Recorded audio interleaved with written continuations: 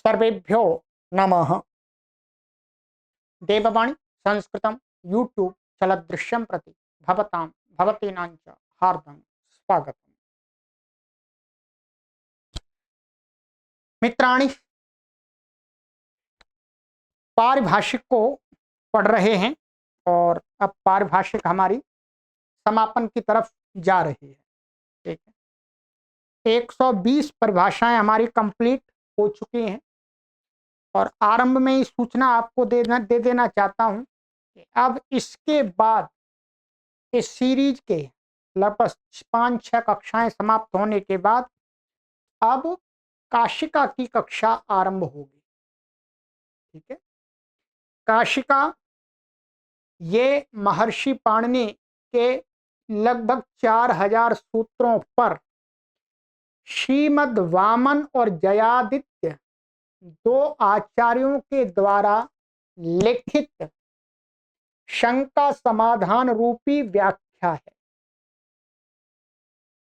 इसको आप सभी को प्रत्येक व्याकरण के पाठक को, चाहे वो प्राचीन व्याकरण पढ़ रहे हों चाहे वो पढ़ रहे हों नव्य व्याकरण, दोनों प्रकार के पाठकों को इस काशिका वृत्ति को एक बार अवश्य पढ़ लेना चाहिए। इससे आपकी बहुत सारी व्याकरण संबंधी शंकाएं दूर हो जाएंगी और व्याकरण संबंधी जो सूक्ष्म सिद्धांत हैं वो आपको सहज रूप में बोध हो जाएंगे, ज्ञात हो जाएंगे। ठीक है, तो आप अपने मित्रों को ये हमारी सूचना आगे निरंतर शेयर करते रहें। हम निःशुल्क पढ़ाएंगे, आपसे कोई भी शुल्क नहीं लेंगे, ध्यान रखेंगे। और ये मैं निवेदन करना चाहूंगा कि जो भी व्याकरण को पढ़ाने वाले अध्यापक गण हैं उनको भी अवश्य पढ़ना चाहिए इसको, और ये उनके लिए एक सुअवसर है कि वो ऑनलाइन माध्यम से निःशुल्क पढ़ सकते हैं। उनको कहीं जाना नहीं है पढ़ने के लिए, अपना जब भी उन्हें समय मिले तब आराम से पढ़ सकते हैं। ठीक है, तो ये सूचना के लिए हमारे लोगों तक सूचना पहुंचाइएगा, क्योंकि अब थोड़े दिन बाद ये आरंभ हो जाएगी। अब ये समापन की ओर है, तो उसके बाद में इसी का क्रम है और ये व्याकरण के प्रत्येक विद्यार्थी को मेरे हिसाब से पढ़ना चाहिए। ठीक है, चलिएगा, आनंद आएगा, आपको भी आनंद आएगा, हमको भी आनंद आएगा। ठीक, तो आज की हमारी पारिभाषिक की कक्षा है अष्टासप्ततितमी, 78वीं कक्षा है। ठीक है, ये प्लेलिस्ट हमने बना दिया, वहां पर देख लीजिएगा। और इस पुस्तक की आपको पीडीएफ चाहिए तो पीडीएफ निःशुल्क आप हमसे इन व्हाट्सएप नंबरों पर संपर्क करके प्राप्त कर सकते हैं। कोई आपको पैसा नहीं देना, कोई पैसा मांगे तो पैसा नहीं देना है, निःशुल्क हम सबको शेयर करते हैं। ठीक है, और ये कक्षाएं भी निःशुल्क हैं आपके लिए। बस आपसे इतनी अपेक्षा करते हैं संस्कृत माता के व्यापक प्रचार प्रसार के लिए कि आप इन कक्षाओं को अधिक से अधिक संस्कृत के पाठकों तक शेयर करके पहुंचाएं। फिर ये बात आप पर छोड़ देते हैं, आप चाहें तो कहें कि कीजिए, नहीं चाहें तो आपकी मर्जी। ठीक, चलिएगा, ओपन कर लीजिएगा पीडीएफ।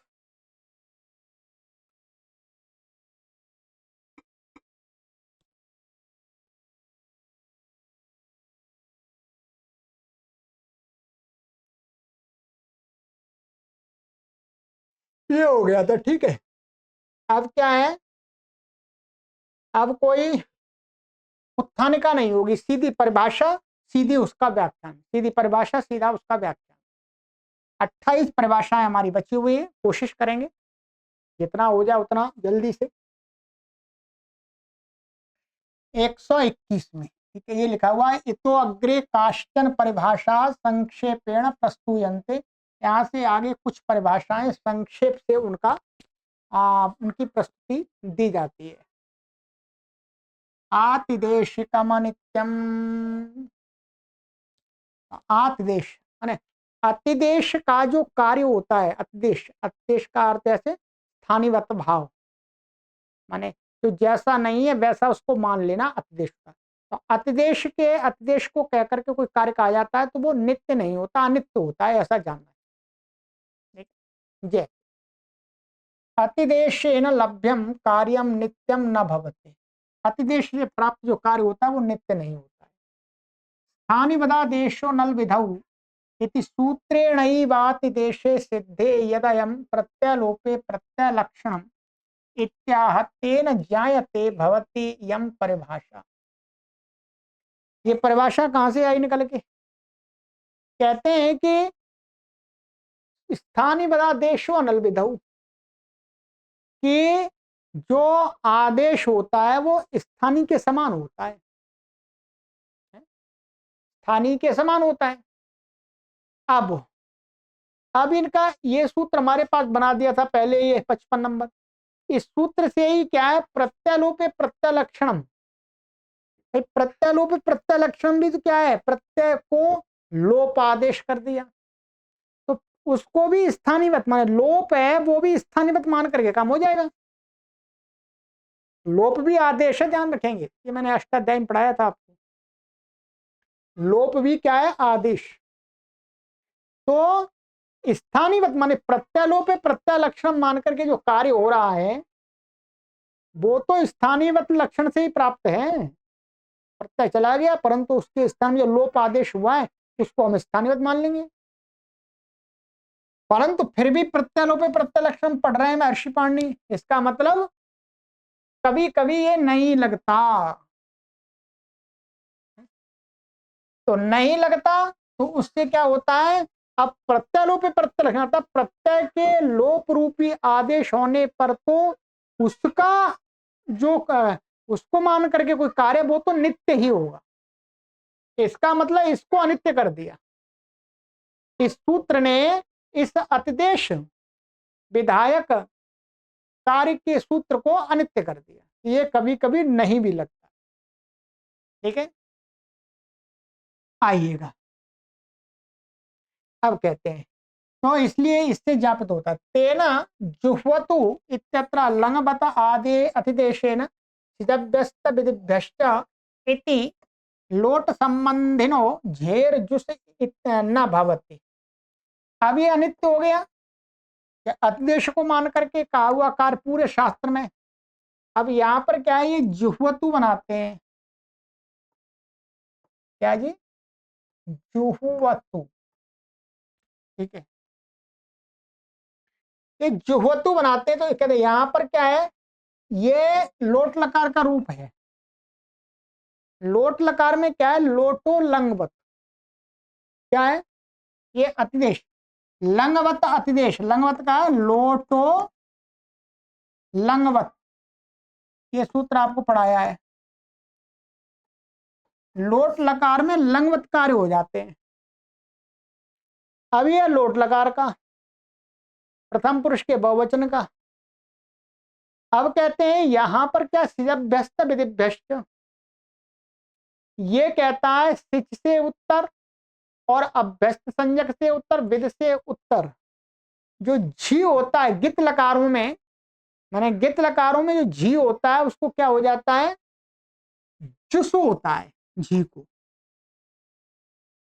अब क्या है, लंग जैसे गित है वैसे ही लोटो लंगवत से लोट को भी कर दिया, तो लोट भी लंग के समान। तो लंग को गित मान करके कोई कार्य कहा जा रहा, वो लोट को भी होना चाहिए। अब लंग लकार में क्या होता है, सिच और अभ्यस्त संज्ञक से उत्तर झी को जुस हो जाता है। उसी प्रकार से अब ये अतिदेश लंगवत कर दिया, तो अब यहां पर भी क्या है, लोट में ये अभ्यस्त संज्ञक है, क्या है, अभ्यस्त संज्ञक है। तो अभ्यस्त संज्ञक होने से उत्तर यहाँ पर जो झी है, झी को जुस होना चाहिए। कहते नहीं, ये जो अतिदेश किया ये अनित्य हो गया, अर्थात ये कार्य करने में लंगवत जो लोट को अतिदेश कर रहे हैं वो नहीं होगा। लोट लंग के समान कार्य को प्राप्त नहीं हो पाएगा। तो लंगवत अतिदेशेन सिजभ्यस्त विधिभ्यश्च इति लोट संबंधना झेर जुस न भवति, नहीं होता है। तो जुह्वतु माने यहां पर फिर अत अतु होकर के बन जाता है। इयं परिभाषा भाष्ये नुक्तापि कैश्चित आचार्यैः राष्ट्रीयते। कहते हैं ये परिभाषा वास्तव में भाष्य में तो नहीं है, महाभाष्य में नहीं है, परंतु कुछ आचार्यों ने इसका आश्रय लिया है, कुछ आचार्यों के वचन है एक प्रकार। ठीक, चलिए ये हो गया, सरल है।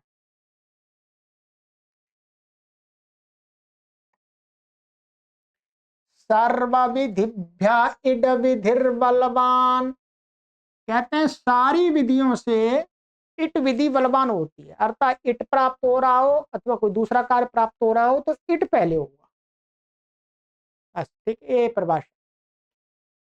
कहते हैं शनि ग्रह गुहोश्च इत्यत्र चकारस्य श्रीयुकः किति इत्यतः उक इत्येतस्यानुकर्षणार्थत्व अनुकर्षणार्थत्वात् परिभाषेयं ज्ञाप्यते।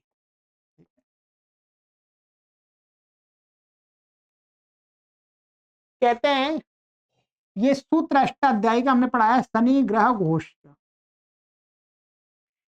ये इस सूत्र में चकार से क्या हुआ, श्रेय का किति जो सूत्र है उसमें से उकल आते हैं, ये उकले आते हैं। उक माने उक प्रत्याहार के अंदर जो वर्ण है तदंत धातु। ठीक है, तो उक इसका अनुकर्षण इत्येतस्य अनुकर्षणार्थत्वात्, इसके अनुकर्षण आने से ये परिभाषा ज्ञापित होती है। ये परिभाषा है, कैसे होती है बताते हैं कि इसमें यदि इट बलवान ना हो दूसरी विधियों से इट बलवान ना हो तो यहां इस सूत्र में उकलाने की कोई आवश्यकता नहीं है। इस बात को सिद्ध करना, इट बलवान है इसलिए यहां उकलाना पड़ता है, ध्यान रखें। कहते हैं यदि ही इड विधिर बलवान न भवेत तदा बुभूषति रुरुषति इत्यादौ भू प्लस सन का स इत्येतस्याम अवस्थायाम इडागमात् पूर्वं सन प्रत्ययस्य झलादित्वात् इको झल इति सनः कित्वे सति श्रेयुकः किति इत्येव इट निषेधस्य सिद्धत्वात् उकोनुकर्षणाय चकारकरणं व्यर्थम स्यात्। क्या कह रहे हैं ये, कहते हैं यहां पर यदि इट की विधि बलवान ना हो, माने इट सबसे सब कार्यों से बलवान ना हो, तो फिर क्या करेंगे, ये सिद्धि बनाते इस सूत्र में उक को ला करके ये उगा उक का उदाहरण बनता है। बुभूषति क्या स्थिति रहेगी यहां पर, ये रहेगी भू और ये सन आ गया, ये आ गया सन। ठीक है, सन आ गया। अब यहाँ पर गए और रुरुषति, ऐसे रुरुषति बाद में देखें, पहले भूभूषति देख लेते हैं। ठीक है, इत्यादि इसमें भूसा आ गया, सन का स बचता है। इस अवस्था में इडागमात पूर्वम सन प्रत्यय से झलादित्वात्, अब यहाँ पर क्या है, इट भी प्राप्त हो रहा है, आर धातु कस्टेड बलादे से इटागम की प्राप्ति हो रही है, भू धातु वैसे भी सेठ है, इटागम की प्राप्ति हो रही है। और एक तरफ क्या है, ये सन को इको झल, अभी इट नहीं प्राप्त, अभी इट आया नहीं, इसलिए इको झल से क्या प्राप्त है, इट वो कित झला दी, अभी तो इट आया नहीं, झला दी होने के कारण से कित्व प्राप्त है। क्या प्राप्त है, कित्व। झलादित्वात् प्रसन प्रत्यय इको जलती सना कित्वे सती। यदि यहाँ पर इट पहले ना हो, इट कमजोर हो, तो इको जल से ये कित हो जाएगा सन। ठीक है, जला दिए, कित होने पर क्या हो जाएगा, अब इसको फिर इट प्राप्त हो, तो अब कित होने से क्या हो जाए, श्री उगा किति। अब ये सूत्र ही ये क्या कहता है, श्री धातु और उगंत धातु को कित प्रत्यय के परे रहते हैं, इट आगम नहीं होता है। तो अब क्या होगा, ये उगंत है और ये कित हो गया तो कित को अब आर्धा तो कसिर बला दे सो इटागम प्राप्त होगा, वो निषेध हो जाएगा।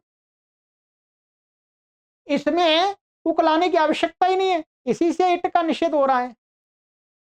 फिर भी महर्षि पाणिनि यहां पर उकला रहे हैं, इसका मतलब है इट पहले होता है, इट पहले होता है, फिर इको जल नहीं लग पाता है, इट की प्राप्ति पहले हो रही है। फिर महर्षि पाणिनि इट तो होगा पहले, फिर वो जलादि नहीं रहेगा, कित तो बनेगा नहीं, कित नहीं बनेगा तो फिर इससे इट का निषेध नहीं हो पाएगा। इट का निषेध करना है यहां पर उनको उगंत से, जैसे भू है और रू है, इनसे रू रू धातु से, ये भी उगंत है। तो कहते हैं फिर इसलिए कहा नहीं, उगंत को सन के पर, अब यहां सन ग्रहण कर दिया कि उगंत से उत्तर तो सन को, चाहे वो कितना हो तो भी सन को इट नहीं होता है। तो अब यहां पर उगंत लाते हैं तब इससे निषेध हो पाता है। ठीक है, इत्येव इट निषेध से सिद्धत्वात् उकोनुकर्षणाय चकार करणम व्यर्थम, क्या चकार करण व्यर्थ चलाया था, व्यर्थ ना होकर के चकार ने ये जापित कर दिया कि इट की प्राप्ति पहले होती है, इट पहले देख रहे थे महर्षि पाणिनि। ठीक है, तो सर्व विदिव्य इट विधिर बलवान, ये ध्यान रखिएगा।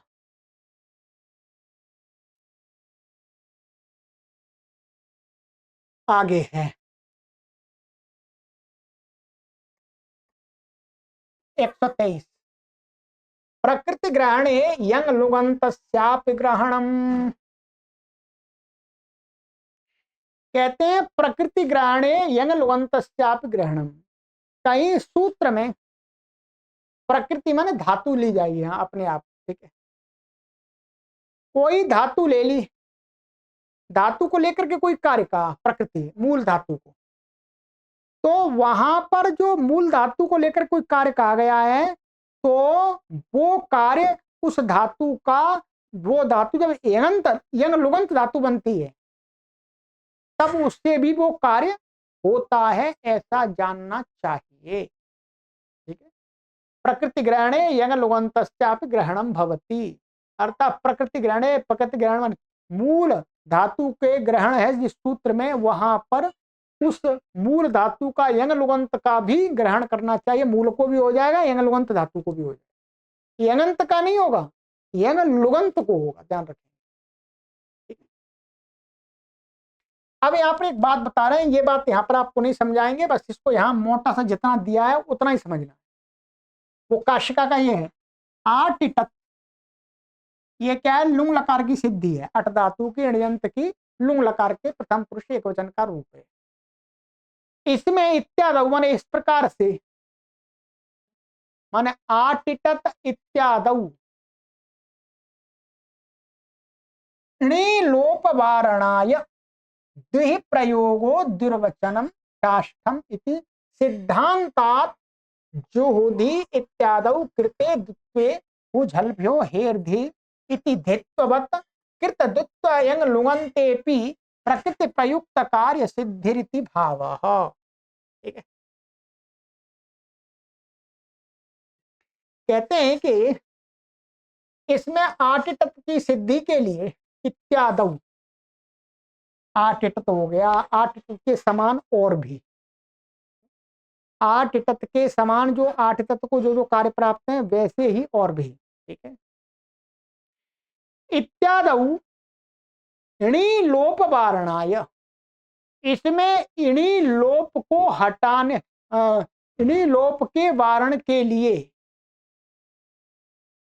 माने यहां दुर्वचन है, क्या है, द्वि प्रयोगो दुर्वचनम काष्ठम इति सिद्धांत, यहां पर इणी लोप के वारण को करने के लिए क्या है, क्या है, जो दुर्वचन कहा है, दुर्वचन कहा है, अर्थात इणी का लोप को बचाने के लिए, दूर करने के लिए क्या है, ऐसा वहां सिद्धांत बनाया है वहां 6वें अध्याय के कि दुष्प्रयोग दुर्वचनम, दुर्वचनम का अर्थ है दो बार प्रयोग होना, द्वि द्वि माने दो बार प्रयोग, जिसको दुर्वचन कह रहे हैं इसका मतलब उसका दो बार प्रयोग होना है, बस दो बार उच्चारण होना है। देखिए शाष्टम 6वें अध्याय में सिद्धांत आता है, ऐसा सिद्धांत बना कर जुहुधि इत्यादि। ये क्या है जुहुधि? ये जुहुधि में क्या है, ये तो सामान्य है, ये हु धातु का है जो इत्यादि गण की है, शप आ गया, शप का श्लू हो गया, श्लव से दुत्त हो गया, तो द्वित प्रयोग में इसका दो बार होगा हु हु। ठीक है, फिर ते दुत्ते दुत्त कर लिया, दुत्त होकर के क्या बन जाएगा ये हमारा हु और हु। और ये क्या है वास्तव में यहां पर ही है, लोट लकार का मध्यम पुरुष का एकवचन का रूप है। ठीक है, ही है। अब यहां पर ये अभ्यास का कार्य होकर के क्या बन जाता है, जू बन जाता है, दुर्वचन हो गया। दुर्वचन कृत्य दुत्त कर लिया हमने। अब क्या हु झलभ्यो हेरधि, इस सूत्र से यहां पर क्या हुआ धित्व, ये धी हो गया, इसको क्या हो गया धी। ठीक है, हु धातु से और जलन धातुओं से, तो यहाँ हु से उत्तर मिल गया। अब यहाँ पर जो हु क्या रखे, हु पड़ा हुआ है, हु से मतलब हु से कृत दुर्वचन का भी ग्रहण है, ध्यान रखेंगे। केवल ऐसा नहीं हु का ही नहीं, पहले दुर्वचन हो जाएगा उसके बाद हु, जुहू का भी हु ही है वास्तव में। अब इनका कहना है जैसे यहां पर क्या हो गया, ही को धा हो गया, इति धित्ववत्, जैसे यहां धित्व हो गया वैसे ही कृत द्वित्व यंगनुगंते भी। अब क्या है, जब इस धातु को हम हु धातु से क्या है हु धातु लाते हैं और इससे यंग प्रत्यय आ जाता है। ठीक है, यंग के पर रहते भी क्या हो जाता है द्वित्व हो जाता है, जुहू बनता है। और यहाँ पर यंगोचीचे से क्या हो जाता है, यंग का लुक हो जाता है, तो प्रत्यलोप प्रत्यलक्षण से यंगंत धातु बन गई। अब जिस प्रकार से मूल धातु को भी द्वित्व करके ऐसा ही बन रहा था, और तो तब इस सूत्र से ग्रहण हो गया था। ठीक है, दिए इससे उत्तर अब यंगंत से यहाँ पर सिप लाएंगे, सिप को ही कर देंगे, शेरी पिच अब ही, जैसे वहां पर ही था और ये जुहू स्थिति वहां पर भी थी, यहां पर भी है यंगलुगंत में।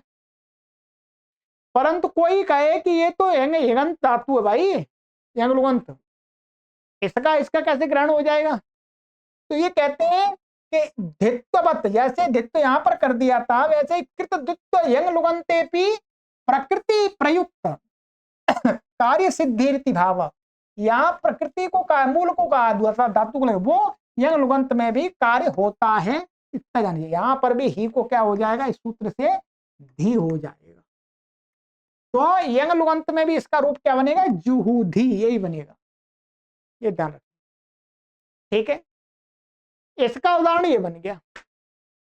अब तेन यंग लुगंते, अब ये बात सिद्ध हो गई, इससे क्या होगा, यंग लुगंत में अब दूसरी जगह देखेंगे, हन धातो आशीर्लिंगी हनो बदलिंगी इति बधादेश बध्यात इति रूपम सिद्धम।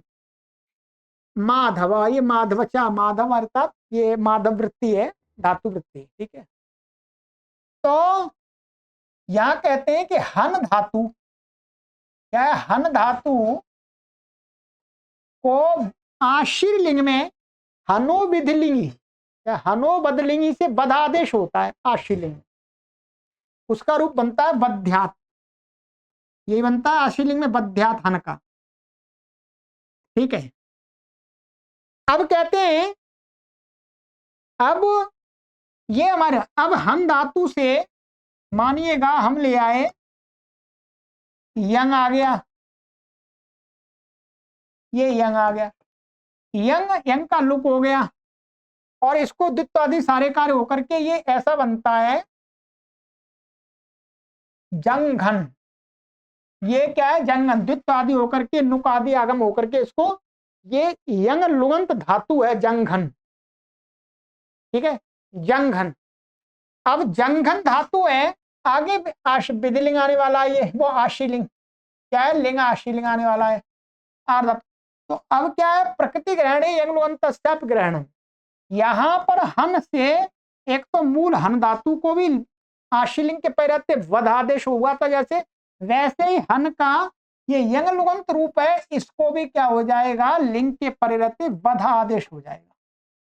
यहां पर भी इसको वध आदेश हो जाएगा, भिन्न स्वरूप होने पर कोई दिक्कत नहीं है। तो वध्यात, यंग लुगंत का भी यही रूप बनता है, वध्यात। ठीक है जी, चलो कुछ कठिन नहीं है। तो वध्यात वध्यात। अब कहने का तात्पर्य यह है कि जहां पर मूल धातु और यंग लुगंत धातु, तो वहां माने मूल धातु को माने किसी हर को धातु में नहीं लगेगा। ये कहीं पर कोई विशेष कार्य कहा गया है मूल धातु को, तो वो कार्य यंग लुगंत में भी होगा।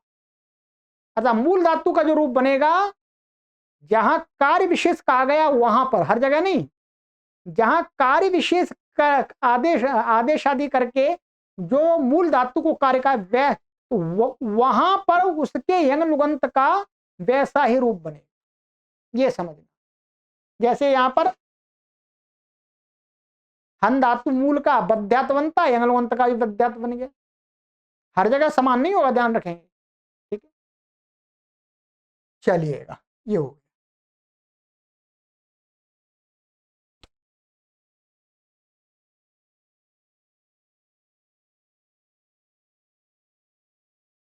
चलिएगा, अब ये परिभाषा एक कारिका है वास्तव में।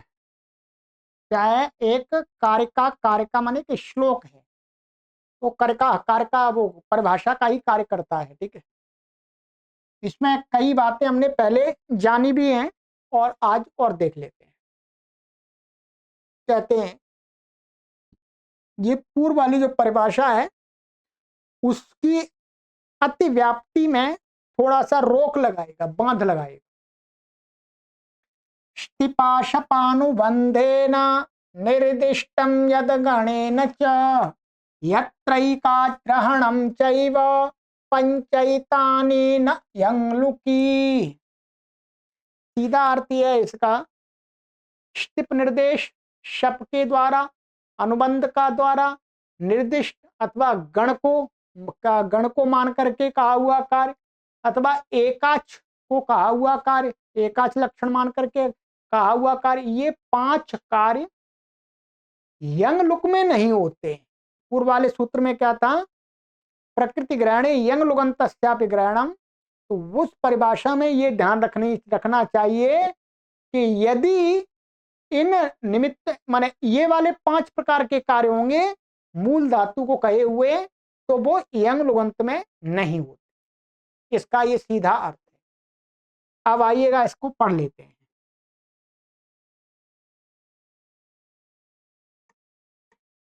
कहते हैं प्रकृति ग्रहणे यंग लुगंतस्यापि ग्रहणम भवति इति परिभाषाया अति प्रसक्ति वारण रूपम वचनम अभियुक्त ही पठ्यते। माने उस परिभाषा के द्वारा जो अति प्रसक्ति हो रही थी उसको हटाने के रूप में ये परिभाषा को अभियुक्त माने आचार्य लोग पढ़ते हैं। ये वास्तव में क्या है, कारिका है। तो कारिकायाम अनुबंधेन निर्दिष्टम इत्यस्य अभिप्रायो द्विधा गृह्यते। ध्यान रखें, यहाँ अनुबंधेन दिया ये शब्द, इसमें अनुबंध से क्या समझना चाहिए, अनुबंधेन निर्दिष्टम का अर्थ है इत्यस्य अभिप्रायो द्विधा गृह्यते, 2 प्रकार से लिया जाता है। एक स्वरूपेण अर्थात धातो अनुबंध सहित पठनेन, अथ च अनुदात्त ङित इति ङित इत्येवं रूपेण। क्या, एक तो कई सूत्र में स्वरूप से धातु अनुबंध सहित पढ़ी गई है, उसको कोई कार्य कहा गया है। अनुबंध सहित पढ़ करके कोई कार्य कहा गया है।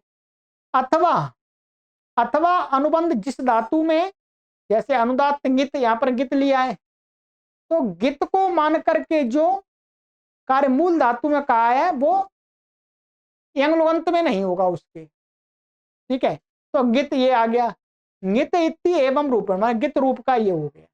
ठीक है, तो यहां पर ठीक है, तो ये हो गया।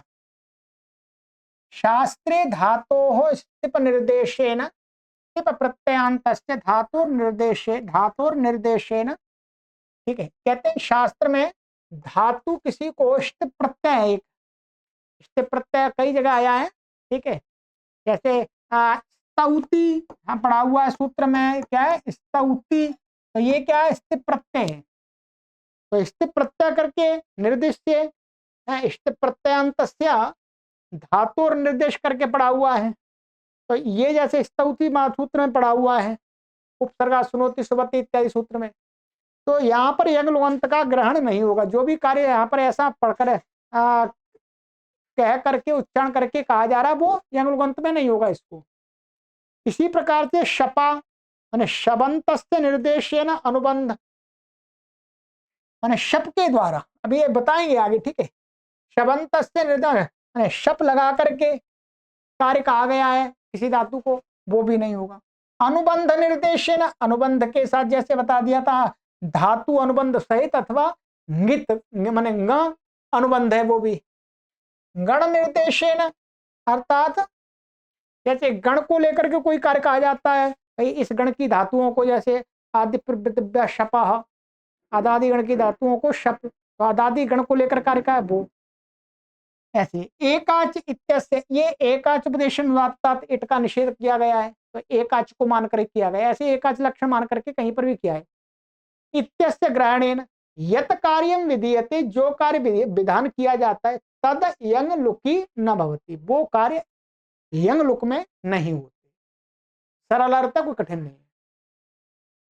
अब आगे उदाहरण मात्र देखते जाइए, इसमें सिद्धियां आपको नहीं करनी है, बस यहाँ बस आपको एक बार सुनते जाना। तद यथा, जैसे नेर गद नद पद, यहाँ पर क्या है ये इत्यत्र हंति याति वाति इति, इस सूत्र में क्या हंति याति वाति पड़े हुए हैं, ये क्या है स्थिप प्रत्यय निर्देश लगा करके पड़े हुए हैं। हन धातु से स्थिप, या धातु से स्थिप, वा धातु से स्थिप प्रत्यय। स्थिप प्रत्यय ये आपको काशिका में पढ़ने को मिलेंगे, एक सूत्र है। तो महर्षि पाणिनि कहीं कहीं धातु से स्थिप प्रत्यय लगा करके निर्देश करते हैं। तो ये तो स्थिप निर्देश है उपसर्ग स्थान निमित्ताद उत्तरस्य नीत्येतस्य नकारस्य अणत्वं विधीयते, माने उपसर्ग से है, उपसर्ग में स्थित निमित्त से उत्तर, इन धातुओं का जो नी बनेगा, ठीक है, इन धातुओं का जो नी आएगा, रूप वहां पर दिखाए हैं, तो उस नी माने उत्तम पुरुष का एक वचन का, तो उल्लोट लकार का, उनका नकार को अणत्व विधान किया गया है। तो वो इन धातुओं का जब यंग लुगंत में बनाएंगे वहां नी मिलेगा, तो उनको नहीं होगा। तद एतेषां धातूनां यंग लुगंते रूपे परतो न प्रवर्तते, ठीक है, वहां प्रवृत्त नहीं होगा।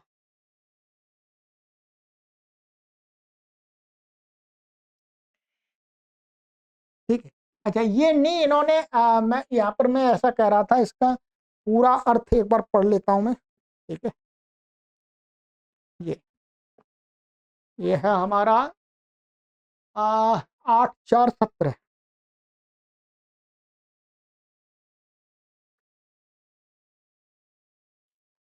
ये था, हाँ ये था। इसमें यह था उपसर्ग उपसर्गस्थान निमित्ता उत्तरस्य नेह इत्येतस्य नकारस्य अणकारादेशो भवति गदनस्य, इनके परे रहते। ये नी क्या है, ये नी उपसर्ग लेना है, ये नी उपसर्ग है, ये भी उपसर्ग है, और इनके परे रहते, इन धातुओं के रूपों के परे रहते, ये कहा है वास्तव में। तो नी उत्तम पुरुष का नहीं, क्षमा कीजिएगा।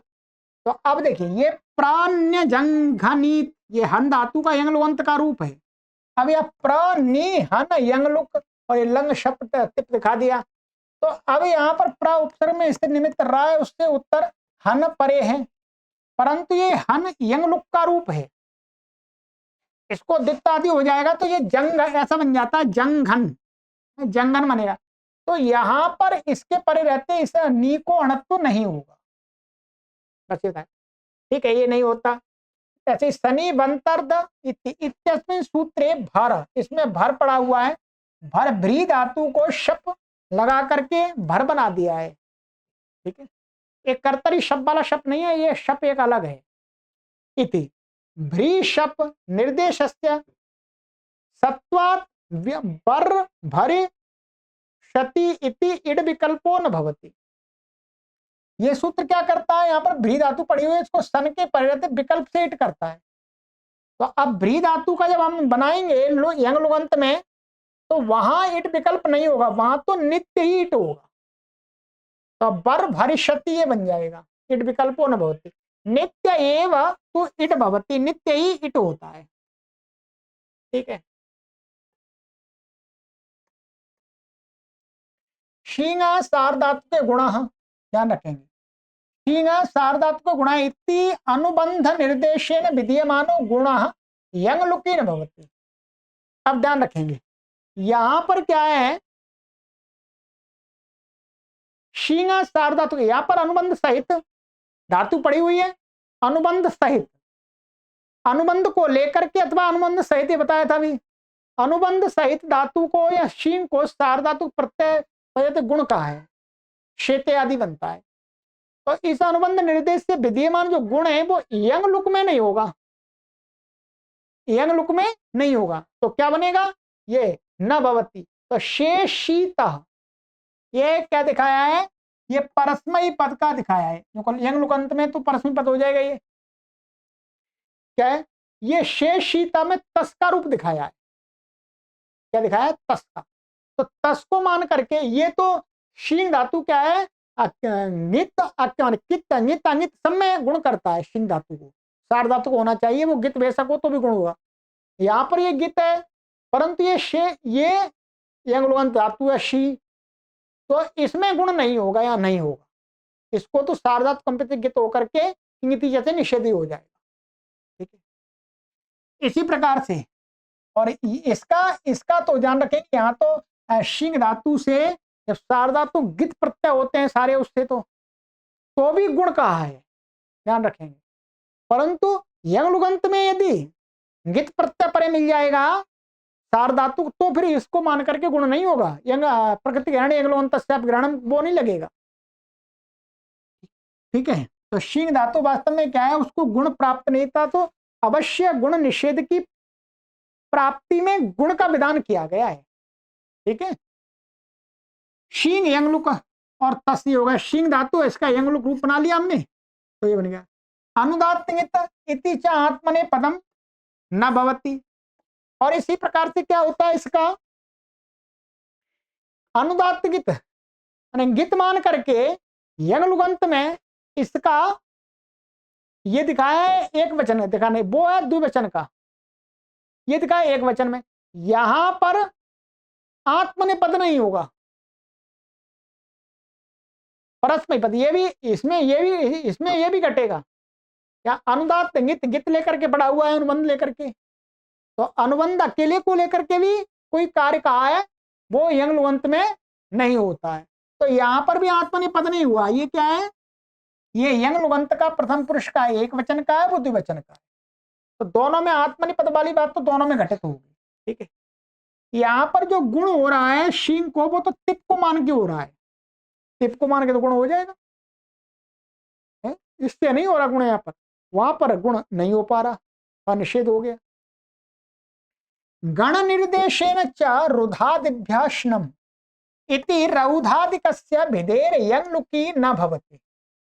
और जैसे गण को लेकर के कार्य रुदादिभ्याश्नम, तो रुदादि गण की जब हम इसको रुदादि गण की भेद धातु को लिए उसका यंग लुगंत बना लिया, तो यंग लुक से फिर उसको शनम नहीं होगा, सामान्य शप होता है, तो वे भेदीति ये रूप बनेगा, नहीं तो यहाँ पर शनम होना चाहिए था, शनम नहीं होगा, तो मना कर दिया। ये गण को लेकर के कहा हुआ कार्य, इसलिए यंग लुगंत में नहीं होगा। और आगे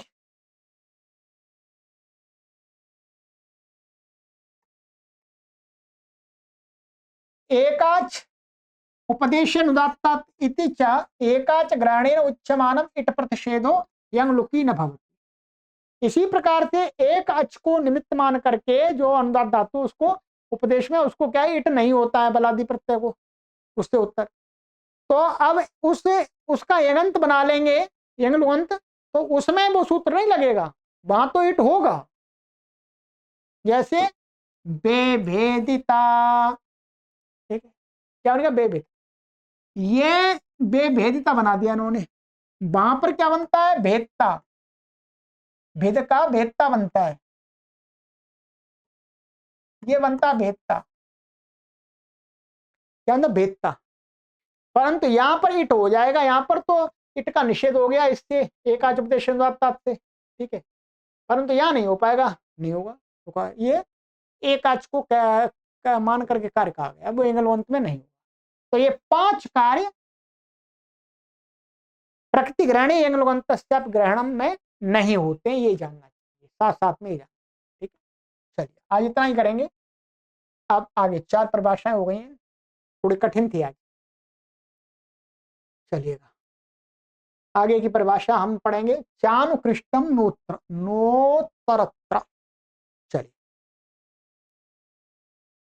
सर्वेभ्यो नमः।